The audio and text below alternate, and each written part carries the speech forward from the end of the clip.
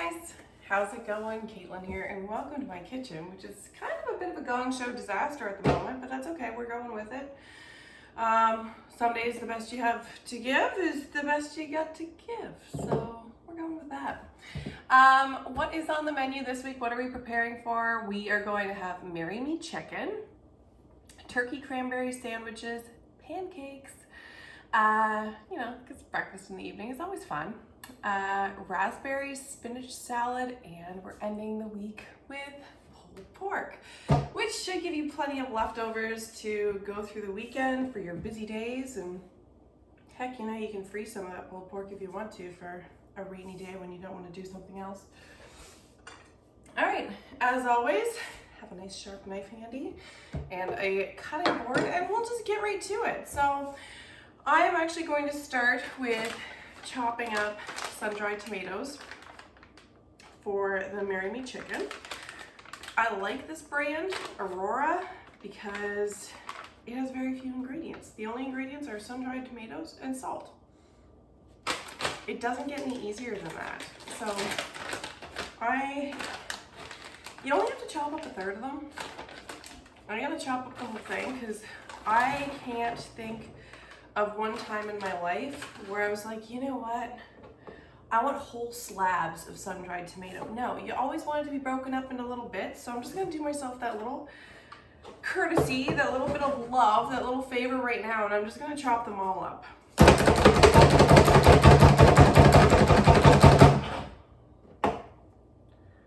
And dude, that is not loving that.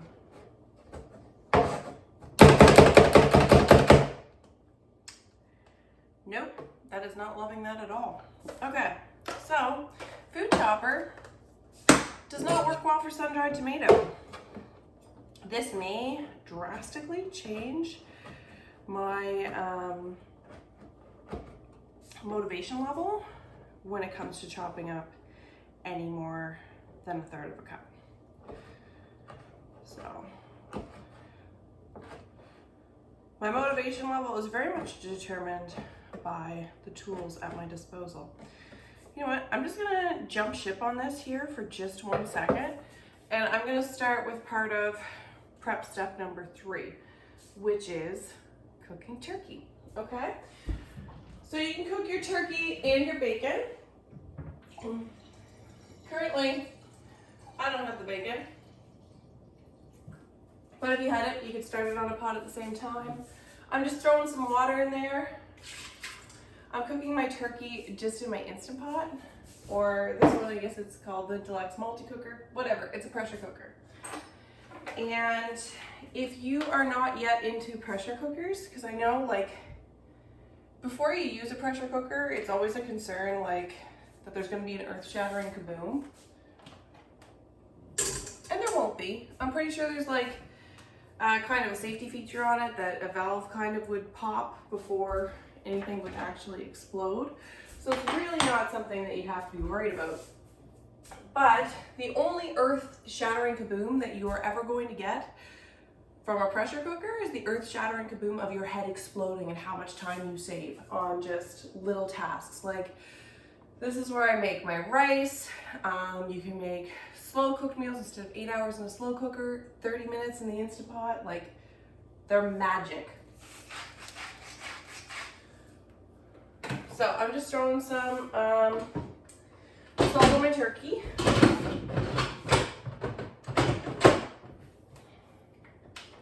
And I will forever struggle with lids. Hi, Kiss Kiss. You come and help me prep? Because that's what you want, a cat on the counter. Now I'm just turning it to poultry and gonna let it do its thing. Just that easy. And then I'll go back to chopping my sun-dried tomato.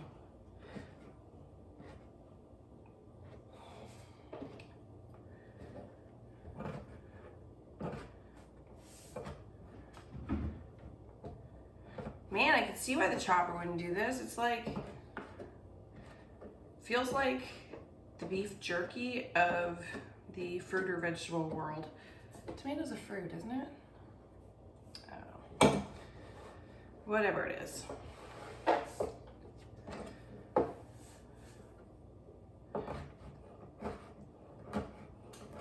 I know there's some kind of like hard and fast rule on what's a fruit and what's a vegetable, and I've never been able to remember it so much.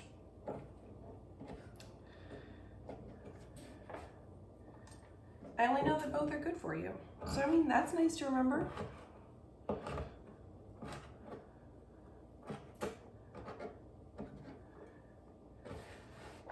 And it's funny, there's so many people that tell you so many things about like diets, what's healthy, what you should eat, what you shouldn't eat, blah, blah, blah, blah, blah. And the trick is not what you shouldn't eat, unless of course you're allergic or sensitive or something like that, then you shouldn't eat it. The trick is not removing things, it's adding things. So the more goodness you add, the less room that you have for other things. So never look at depriving yourself of something that's delicious. Just look at adding in something that's fresh that is also delicious. Little tidbit there.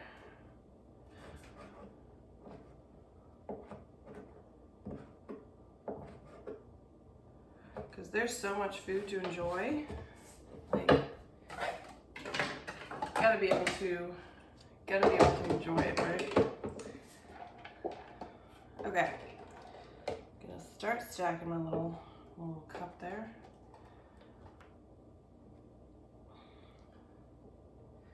Okay, that's looking like a third of a cup to me, so I'm happy with that. I'm not as motivated as I was before to, you know, cut the whole thing. Will I regret that the next day I open this bag?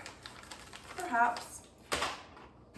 Maybe you'll find more motivation than I did. All the power to you. So it is onion chopping time. Woohoo! Now I do have a recipe that calls for a red onion, and I do have a recipe that calls for a regular onion.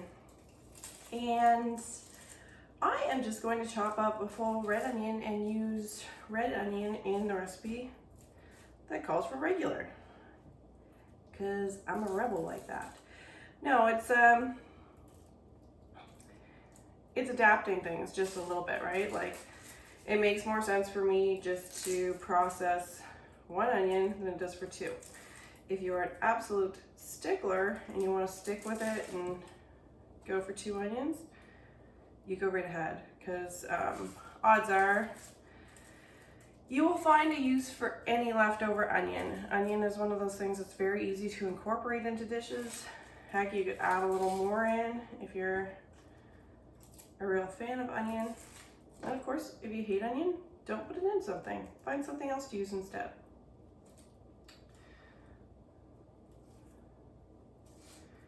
Alrighty.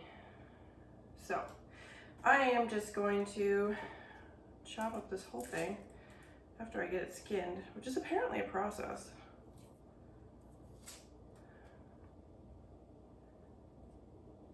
Do you find like red onions are more of a process to peel than like, are they called white onions? I don't know. I always find them like way clumsier getting the skin off of a red onion than I am with any other onion. It could just be in my head. There is that possibility. Whew. Okay, let's go choppy choppy, shall we?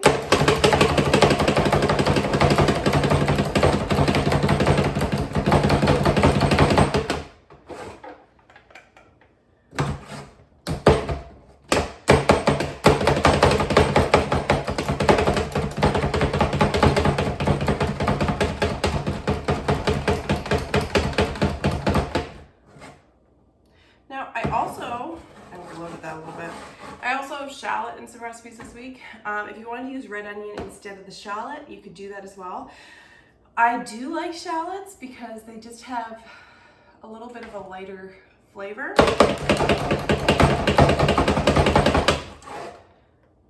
But that doesn't entirely up to you.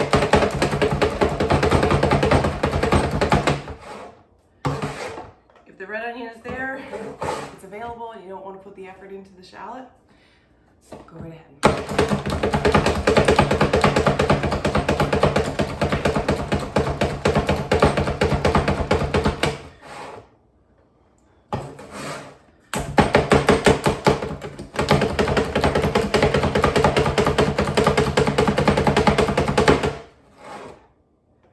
There we go. Now there is plenty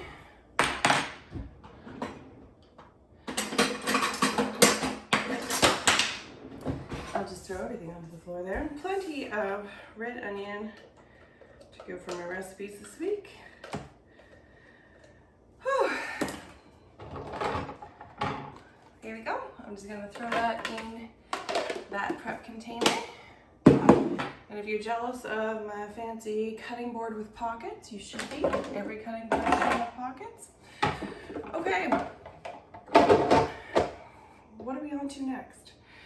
Because honestly, there was very little to prep this week. Like, we're having a salad and everything, but it's pretty much just throwing the berries and spinach and all that stuff all together. So there wasn't much prep for it. Shredding cabbage. If you decided to get cabbage to shred, awesome. If you decide to bag yourself a bag of coleslaw mix like I did, great. To me, that looks like shredded cabbage, and I'm calling it a win. Okay, so that part's done for me. If you're gonna shred your cabbage, you could do it with a grater if you wanted to. You could use a food processor with shredding plates, something of that sort. So plenty of options there for you. It is just one of those things that definitely does take a bit of time. I'm gonna prep the dry ingredients for my pancakes. And it might not sound like much, but this is gonna save me some dishes this week, and I always appreciate saving dishes. If you have a favorite pancake mix, you can use your favorite pancake mix. I am making pancakes with almond flour. I love these pancakes because they heat up really well. So if you want to reheat them the next day, you can just throw them in the microwave. They're honestly delicious. So highly recommend this recipe. It's the one that my family has been using for years and years and years, and we will continue doing so because honestly, we just like it better than any other one that we've come across. Okay. So it does call for, my recipe calls for tapioca starch. If you want to replace it, you can replace it with arrowroot. You could replace that with cornstarch. You could replace it with potato starch. The big thing is that you want to have some kind of flour that is going to bind the almond flour together, okay? So that's the biggest thing that you want out of that. So, I'm gonna put some baking powder in there. And you'll notice I'm actually like putting this into the bowl that I am going to be making the pancakes in, so that it's one less dish. So then I'll just be able to throw my eggs and some honey and some milk and some oil in this bowl and mix it up, and it's going to serve me for actually making the pancakes, right? So it's just four ingredients that I'm throwing together there, but that's gonna save me minutes. That'll feel like hours at some point throughout the week.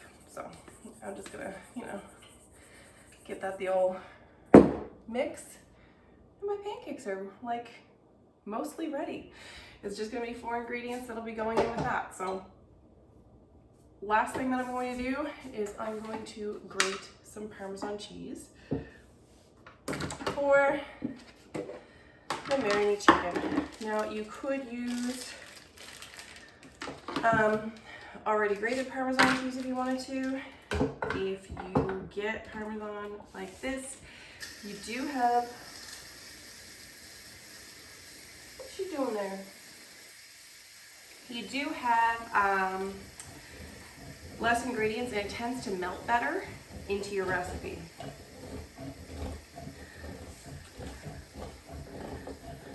You also get better flavor, I think, from the Parmesan when you're using this kind, so definitely something to take into consideration. If I need to be convinced on something, I'll often just look at the ingredients list, and usually that's enough to convince me of something. Less ingredients, better ingredients. Now, I'm gonna see about how much is in there. We want half a cup. I'm gonna throw in just a little bit more.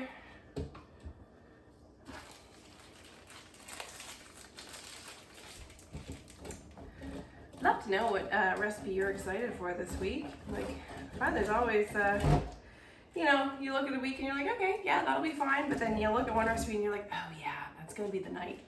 So I'd love to hear it, what the night is gonna be for you this week.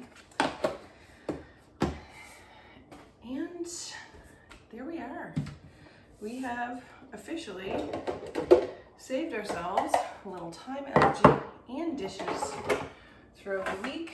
Now is a great time to look through your fridge, see anything that might need to be used, see if you can incorporate it into a side dish or any of the meals in any way.